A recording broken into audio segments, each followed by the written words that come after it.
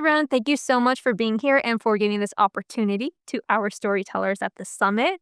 Can you start us off by telling us a little bit about who you are and how you got to agenting at Belcastro? That it's actually kind of an interesting story because I was working kind of like dual careers.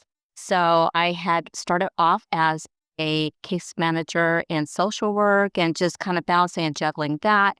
And then through a lot of different series and things, I started working as a journalist. I worked as a writer for entertainment, and then I became an executive editor for a lifestyle publication magazine. I was doing music venues and just writing for music publications and just different things such as that, and then started writing more for lifestyle. And then I went into the vein of actually working as an intern for several indie publishers. And that just kind of ignited that interest. I'm like, oh, I love this.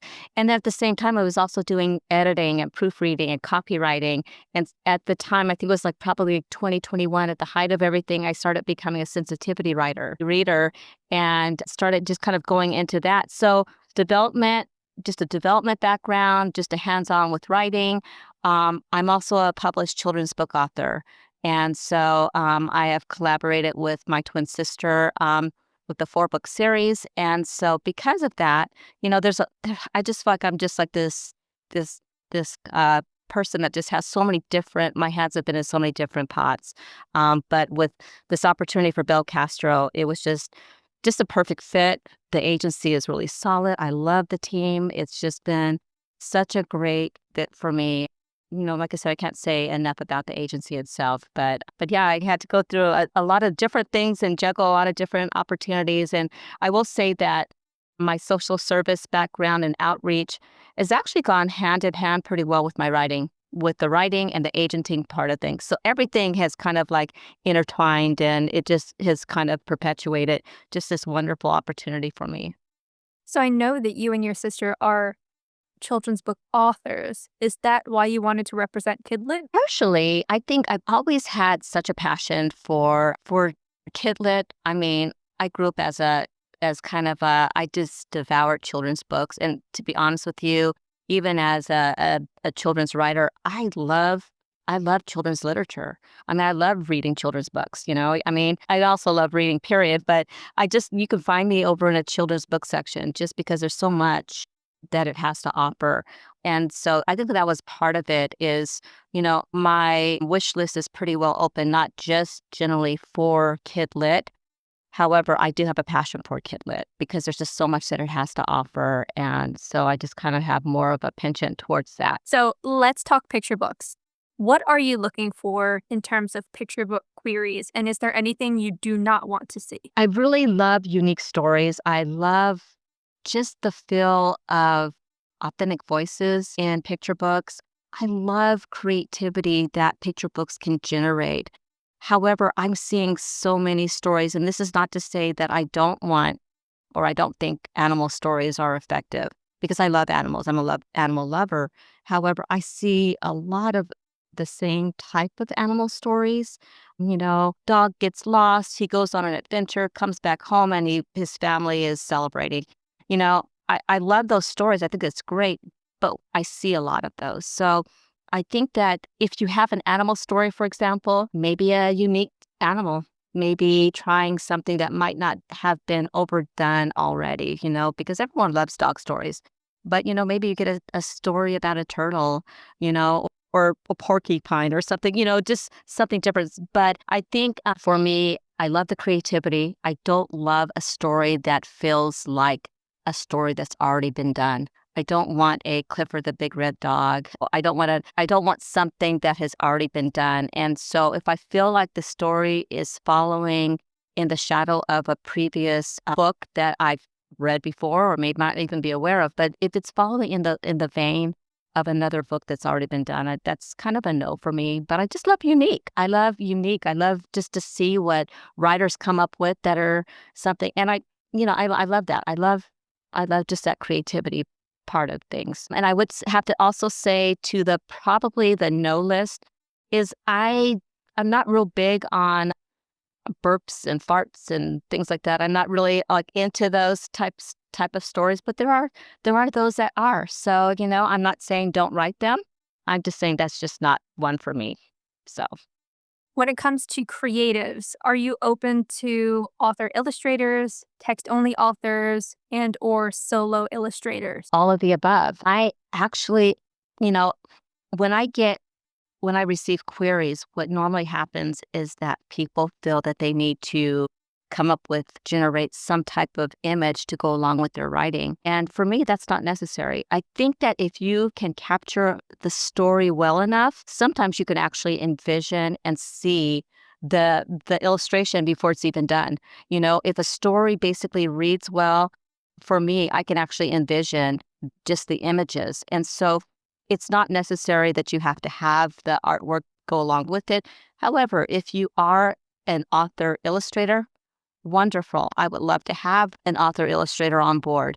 If you're an illustrator, our agency does work with illustrators as well, but it's not a necessity. I think that if we've got a great picture book author who is confident in their work, you know, there's always going to be the opportunity for the publisher to find the right fit for an illustrator to capture that book. I know that in the industry right now, there's like a large portion of agents that are seeking author illustrators. So it's great that you are looking for all types of authors. Moving ahead for chapter books, is there a particular type of chapter book that you're looking for? What's your wish list? So with chapter books, honestly, chapter books I'm going to say, are a little bit challenging, at least for right now. And I think that what makes it so difficult is that because we're not seeing as much movement within the industry with chapter books, the chapter books that come out have to be exceptional.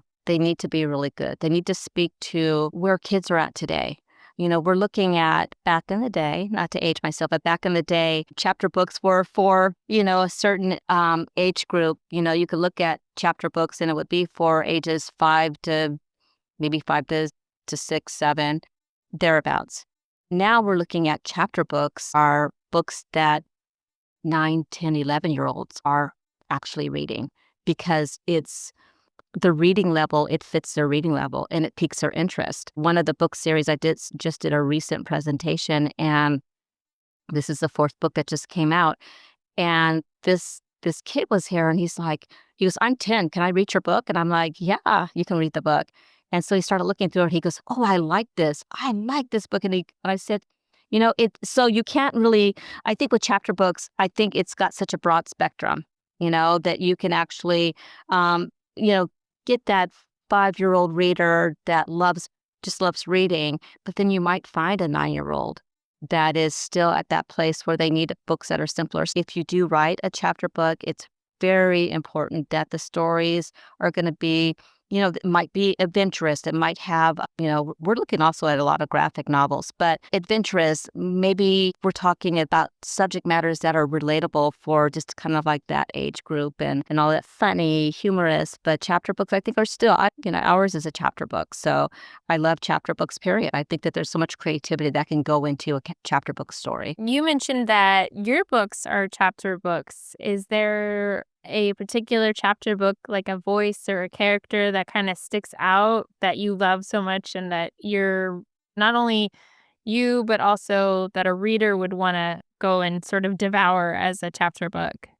I think that the chapter book voice, what's so unique about it is, I think that especially, like I said, as an author, I love the fun, the hilarity. I love the imagination in that particular reader level. I think it's where kids are still blowing bubbles upside down. They're doing something, they're testing the waters, they're trying to figure things out and how things work.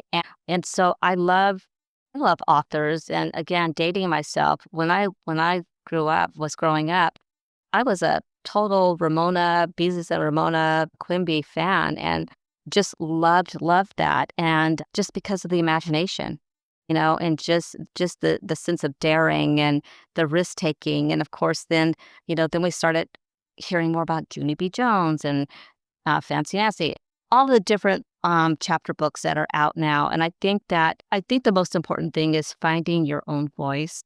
as a writer and making your character shine, really shine for you. And, whether it be based upon a character from your imagination or maybe someone that you knew that you can, mold the character into. But I think characterization is important in the stories, just the daring and a sense of daring and humor that kids at that age level and grade level love and enjoy. As far as for middle grade projects, you said that the trend is changing as far as that goes. But if you were to go into middle grade, what are you looking for? What are you excited to see?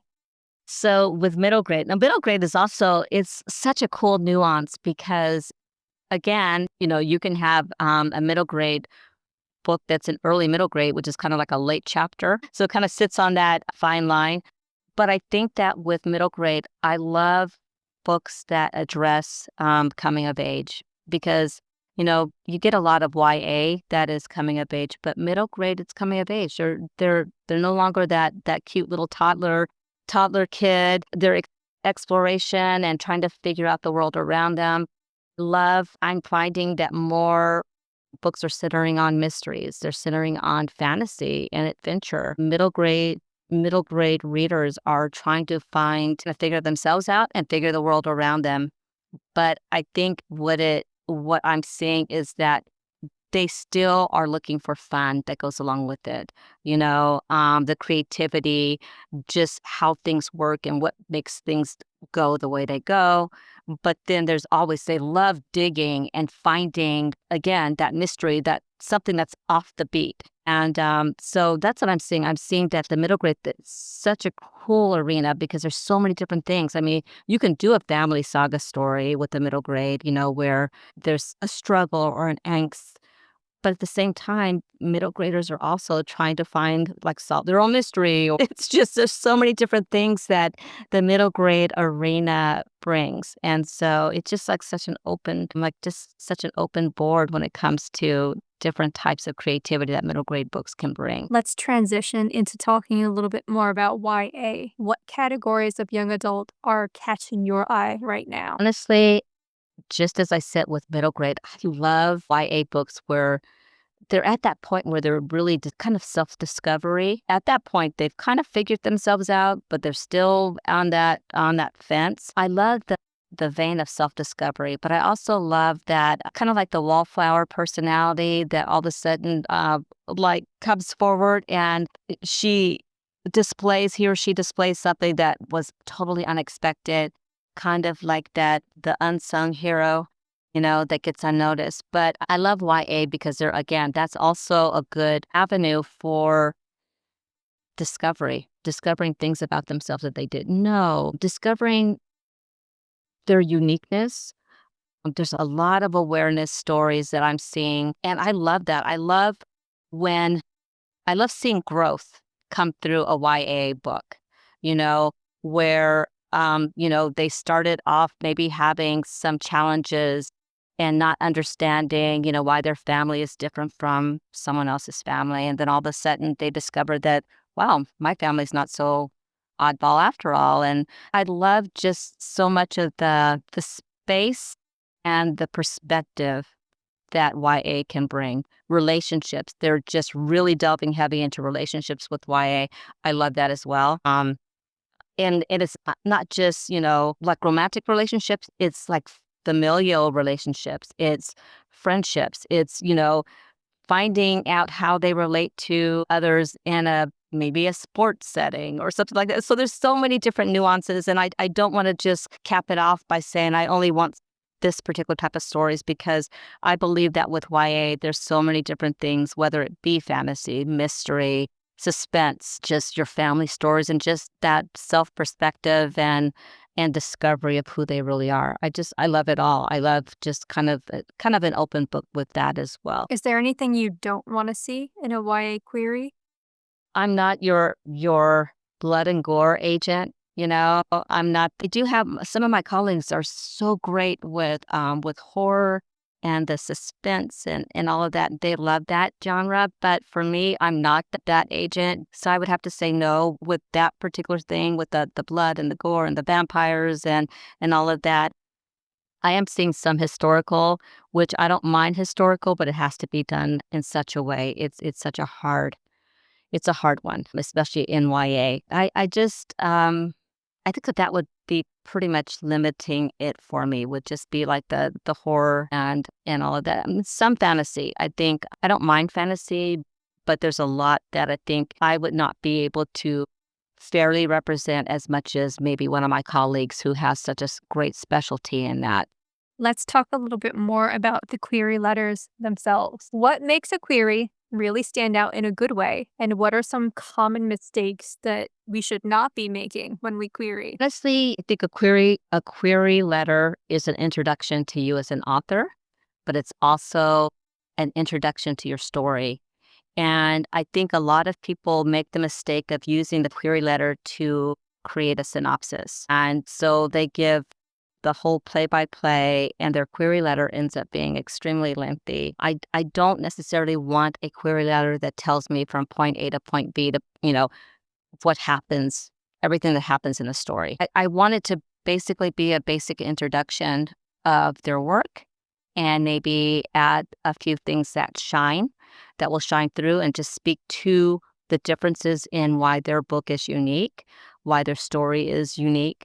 I'd love to see the comps that are recent comps, not necessarily books that were written back in, 1995 or something. I need to see that and make sure that the comps go well with the book that they've written. Even if it's not an exact, I would like to see like, "Oh, this is kind of similar to," but I think mostly I don't want to see a lot about the author themselves.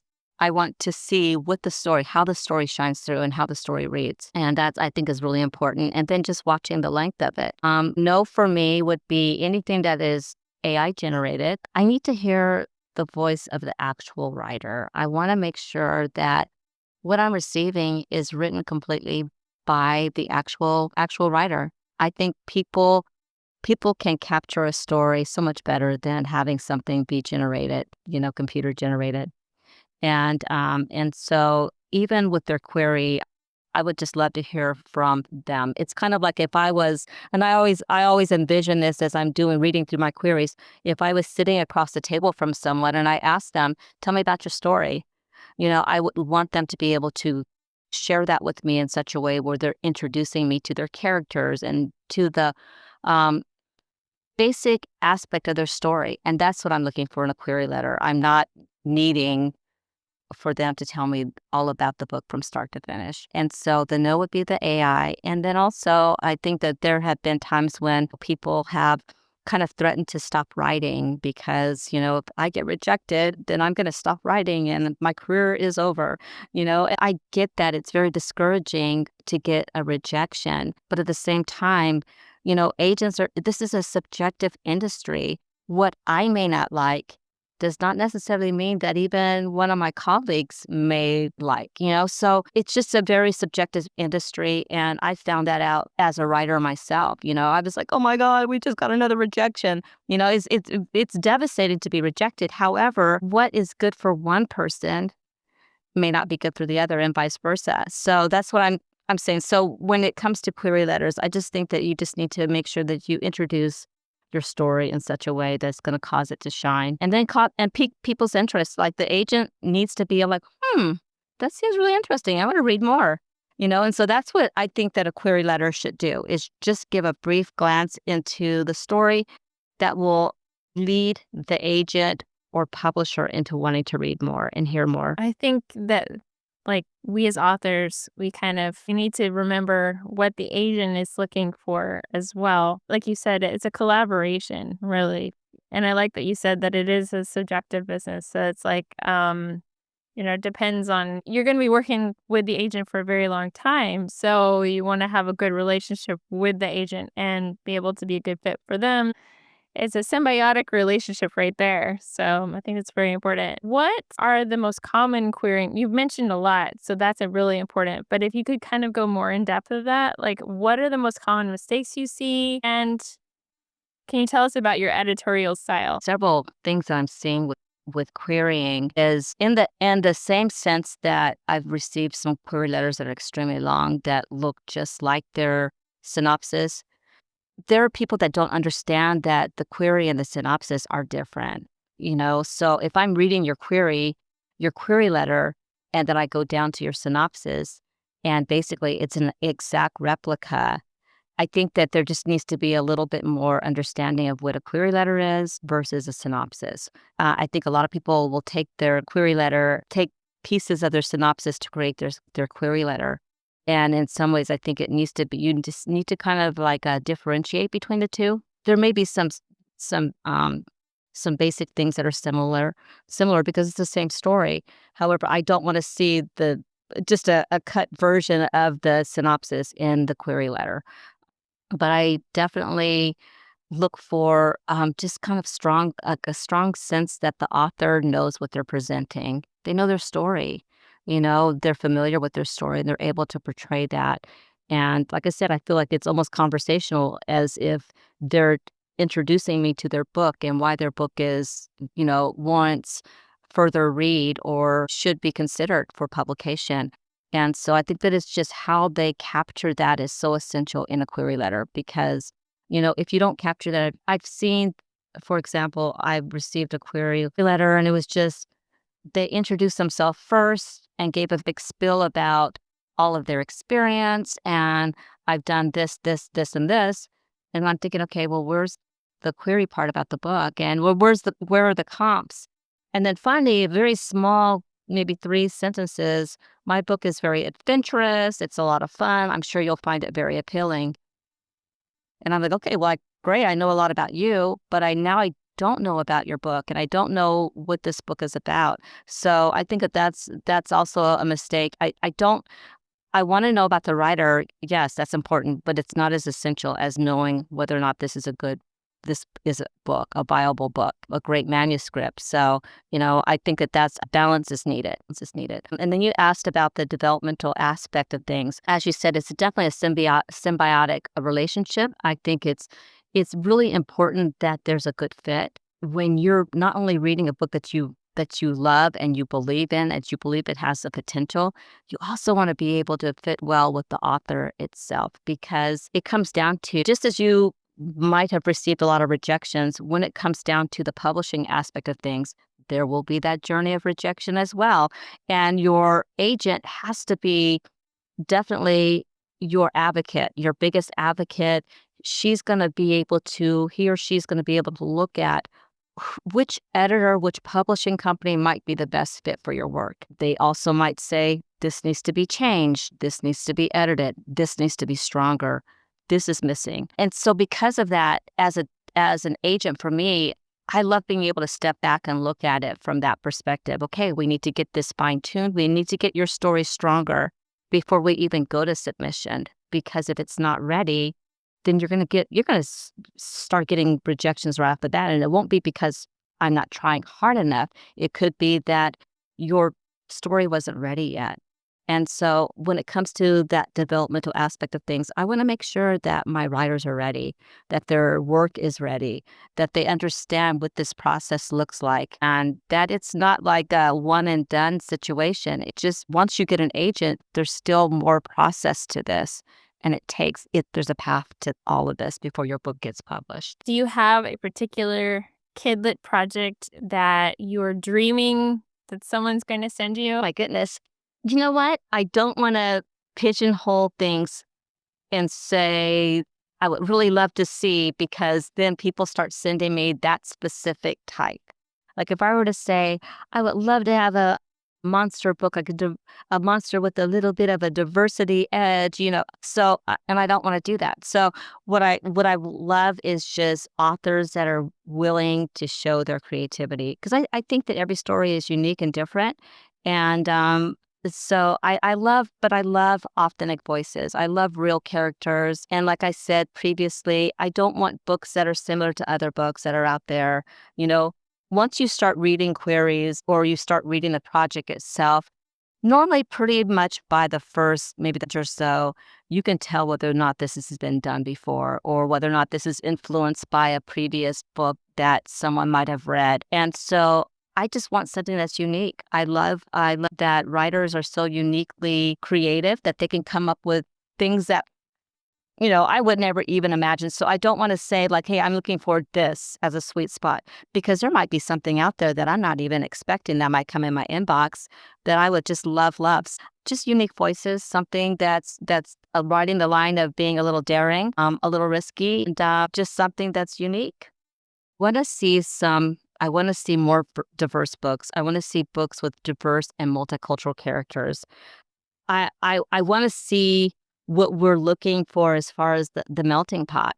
I want to also, I love books that address um, found families, families that are unique. I'm looking at, I love stories about maybe grandparents that are raising, a child that's being raised by their grandparent. Because that's a given that happens. And so things that are children's norms that they can relate to. We get a lot of stories about children, whose parents are divorced or whatever else, and that is, that's true life. But I want to see some scenarios of what kids are actually living today, but not with the where it's really gloomy. But that there's joy in the process of it all. That there's some, like I said, family and diversity, just multicultural stories that just have kids dealing with acceptance. SEL books are great, but at the same time, I love SEL books that are subtle, that don't tell me that they're SEL books. That it's not about social emotional learning, that I don't need to be told that that's what it is. I want to be able to read it and go, oh, wow, this is a great SEL book. Come up with that on my own without it screaming like this is supposed to provide that aspect of things. But I think it's just really relatable books that are reflective by children. And that was one of the reasons why I became a children's book author, is that when I was reading books, I didn't see a lot of characters like myself. And I wanted that, as much as I loved reading, I wanted to be able to see characters that reminded me of myself, that resembled me. And I didn't see that. And so I look for books that have kids that might have a naughty streak or can't sit still or whatever else, that might have, just something different in their culture to add to the world, to add to the space. There's just so many different things that I look for. However, like I said, there's just so many opportunities for people to come forward with their own personal creativity and voice. I think that helps for authors because, sometimes you're writing and you have a particular thing that you're not sure which agent to go to. So this helps as a roadmap, I think, for authors and to find the right agent in that sense. But then also I like that you are looking for books that are subtle in the SEL book type of book, because I agree with you. There are some books out there that are going, ta-da, this is what it is. We are so appreciative of you taking the time to share your insight as an agent and a creative as well, and working with our amazing community. And would you like to add a final thought for our audience? Well, honestly, like I said, I have kind of a penchant for KidLit authors. We live in a world where, there's so many dark spaces.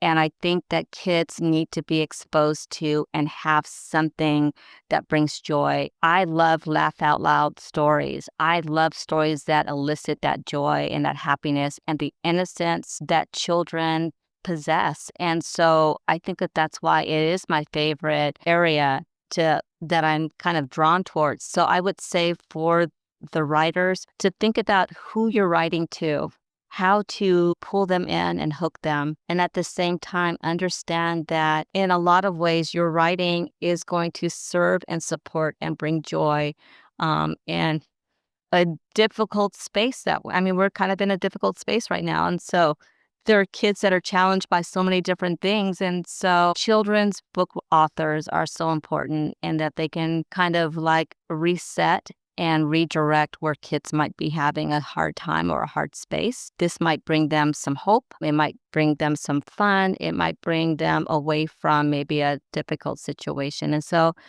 just keep writing. Keep using your creativity, finding your voice, finding your footing, and just go out there and do it and make it happen on behalf of kids everywhere.